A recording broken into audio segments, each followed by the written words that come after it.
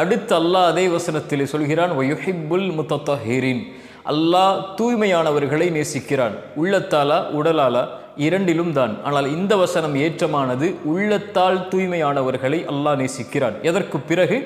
தௌபாவிற்கு பிறகு.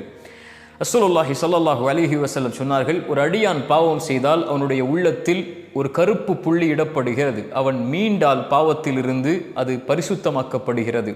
அவன் திரும்ப திரும்ப பாவத்தை தொடர்ந்தால் அது பெரிதாகி பெரிதாகி அவனுடைய உள்ளத்தையே அது இருளாக்கி விடுகிறது என்று.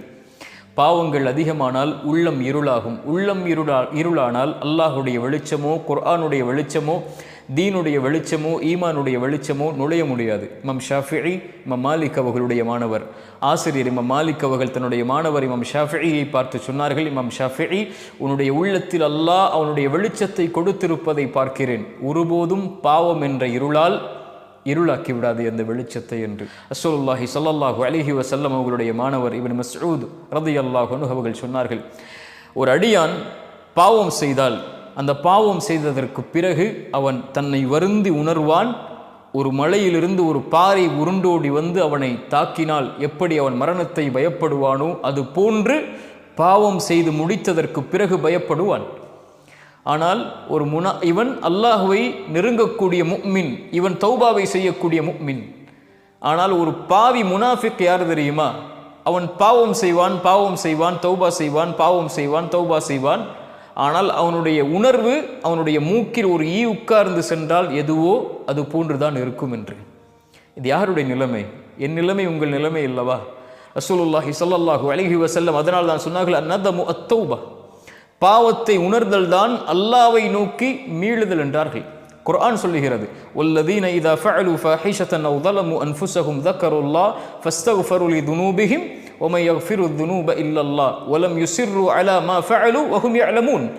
மானக்கீடான அசிங்கமான காரியங்களை செய்ததற்கு பிறகு அல்லாஹ்வை நினைவு கூர்ந்து பாவ மன்னிப்பை தேடி பாவத்தை அல்லாஹ்விடத்திலே முறையிட்டால் அல்லாஹ்வை தவிர யார் அவனுடைய பாவங்களை மன்னிக்க முடியும் என்று கேட்டதற்கு பிறகு அவன் நிலைமை எப்படி மாறும் என்று சொல்லுகிறது. தௌபாவிற்கு பிறகு அவன் எப்படி தன்னை சுத்தப்படுத்திக் கொள்வான்?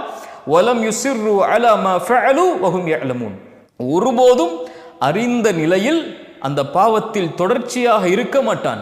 இல்லல்லதீன தாபு மின் பஅதி ذلك வஅஸ்லஹு ஃபஇன்னல்லாஹ கஃபூருர் ரஹீம். குர்ஆன் சொல்லுகிறது, தௌபா செய்ததற்கு பிறகு அதற்கு பிறகு தன்னை சீர்படுத்திக் கொண்டு, தன்னை நேராக்கிக் கொண்டு, தன் உள்ளத்தை சுத்தப்படுத்திக் கொண்டு யார் அல்லாஹ்வை நோக்கி வருகிறார்களோ அவர்களுடைய பாவத்தை அல்லாஹ் மன்னிப்பான், அவர்களுக்கு இரக்கம் காட்டுவான்.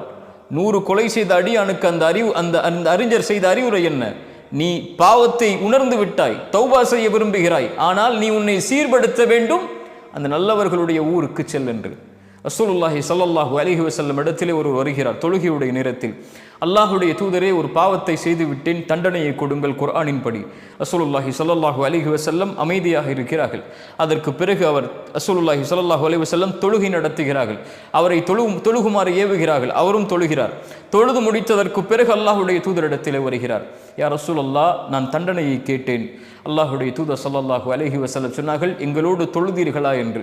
ஆம் என்று சொன்னார். ரசூலுல்லாஹி ஸல்லல்லாஹு அலைஹி வஸல்லம் குர்ஆனுடைய ஒரு வசனத்தை சொன்னார்கள், நன்மைகள் பாவங்களை போக்கிவிடும் என்று. நீ பாவத்தை செய்து விட்டாய், மனம் திருந்தி வந்திருக்கிறாய் தண்டனைக்காக, ஆனால் நீ செய்த நன்மையில் நீ தொடர்ச்சியாக இருக்கப் போகிறாய் என்ற காரணம் அந்த பாவத்தை அழித்து விட்டது, நீ செல் என்றார்கள். இந்த 2 செய்திகளும் எதை சொல்லுகிறது? ஒரு அடியான் பாவம் செய்து விட்டால், அல்லாஹ்விடத்திலே மீண்டு விட்டால், அவன் தன் கல்பை பரிசுத்தப்படுத்த வேண்டும். அந்த கல்பு அல்லாஹ்வை அஞ்சி விட வேண்டும், பாவத்திலிருந்து தூய்மையாகி விட வேண்டும். மறுபடியும் அந்த பாவத்தை நோக்கி திரும்புவதை, நெருப்பில் விழுவதை போன்று அவன் வெறுக்க வேண்டும். ஒரு பாறை அவனை நோக்கி உருண்டோடு வந்தால் எப்படி மரணத்தை பயப்படுவானோ அது போன்று மறுபடியும் அந்த பாவத்தை அவன் செய்வதை தூய்மையாக்கியதற்கு பிறகு அவன் அஞ்ச வேண்டும். ஏன்?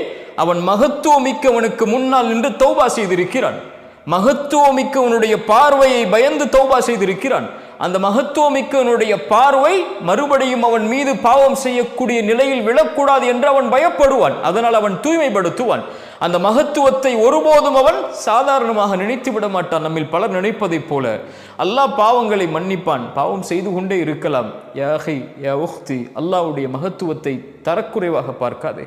அல்லாஹ் உன் பாவத்தை மன்னிப்பான். எந்த பாவம் செய்தாலும் அல்லாஹ் மன்னிப்பான். ஷிர்க்கை கூட மரணத்திற்கு முன்னால் தௌபா செய்தால் அல்லாஹ் மன்னிப்பான்.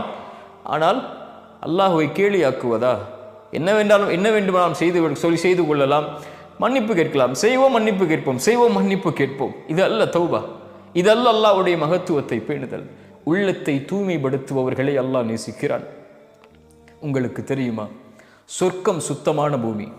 அந்த சுத்தமான பூமியில் சுத்தமான உள்ளத்தை உடையவர்கள் மட்டும்தான் நுழைய முடியும். சொர்க்கத்தில் ஒரு புள்ளி, ஒரு கடுகளவு பாவம் உள்ளவன் கூட சொர்க்கத்தில் நுழைய முடியாது. சொர்க்கம் சுத்தமானவர்கள், தூய்மையானவர்கள், உண்மையாளர்கள், நபிமார்கள், நல்லவர்கள், அல்லாஹ்வுடைய இறைநேசர்கள், தூய்மையில் மேலானவர்கள் வாழக்கூடிய பூமி. அங்கே பாவங்களுக்கு அனுமதி கிடையாது.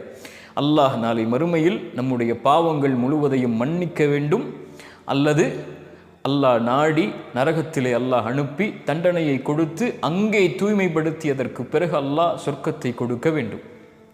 ஒன்று அல்லாஹ் மன்னிப்பான், அல்ல தண்டனையின் மூலமாக அல்லாஹ் அந்த பாவத்தை அழிப்பான். இந்த இரண்டில் ஒன்று நடந்ததற்கு பிறகுதான் தூய்மையான நிலையில்தான் சொர்க்கம் நுழைய முடியும். நல்லவர்களுடைய விசாரணை அல்லாஹுடைய தூதர் அதனால் தான் சொன்னார்கள், நல்லவர்கள் பாவ மன்னிப்பு கேட்காத பாவங்களை அல்லாஹ் எண்ணுவான் மறுமையில். இதை செய்தாயா, இதை செய்தாயா, இதை செய்தாயா என்று. அவன் கூனி குறுகும்போது அல்லாஹ் சொல்லுவான், அடியானை பயம் கொள்ளாதே, நீ பல பாவங்களை செய்த அல்லாஹ்விடத்திலே தௌபாவின் மூலமாக வந்திருக்கிறாய், இந்த நாளிலும் உன்னை மன்னிக்கிறேன், நான் மறைக்கிறேன் உன் பாவங்களை என்று. சுப்ஹானல்லாஹ்.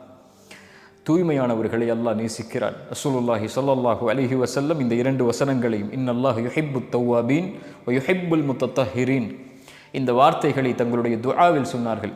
ரசூலுல்லாஹ் சொன்னார்கள், ஒருவர் உது செய்து விட்டு யார் ஒருவர் அஷ்ஹது அல்லா இலாஹ இல்லல்லாஹ் வஹ்தஹு லா ஷரீக லஹ் வ அஷ்ஹது அன்ன முஹம்மதன் அப்துஹு வ ரசூலுஹு என்று கூறி, அல்லாஹும்ம ஜஅல் தவ்வாபீன் வ ஜஅல்னி மினல் முத்தத்தஹிரீன், யா அல்லாஹ் என்னை தௌபா உடையவர்களில் ஆக்கு, உன்னை நோக்கி மீண்டு வரக்கூடிய மக்கள் என்னை ஆக்கு, என்னை தூய்மையானவர்களில் ஒருவராக ஆக்கு, என் கல்பாலும் உள்ளத்தாலும் உடலாலும் என்று பிரார்த்தனை செய்கிறார்களோ சொர்க்கத்துடைய எந்த வாசல் வழியாகவும் அவர் நுழைந்து கொள்ளலாம் என்று அல்லாஹுடைய தூதர் ஸல்லல்லாஹு அலைஹி வஸல்லம் அவர்கள் சொன்னார்கள். தூய்மையை அல்லாஹ் நேசிக்கிறான், தூய்மையானவர்களை அல்லாஹ் நேசிக்கிறான். உள்ளத்தில் தூய்மையானவர்களை அல்லாஹ் ரப்புல் ஆலமீன் மிக மிக நேசிக்கிறான். அல்லாஹ் அந்த நேசத்தை எம்முடைய பாவங்களுக்கு பிறகு எம் உள்ளத்தை தூய்மைப்படுத்திய நிலையில் அல்லாஹ் தரட்டும். அஸ்ஸலாமு அலைக்கும் வரஹ்மத்துல்லாஹி வபரகாத்துஹு.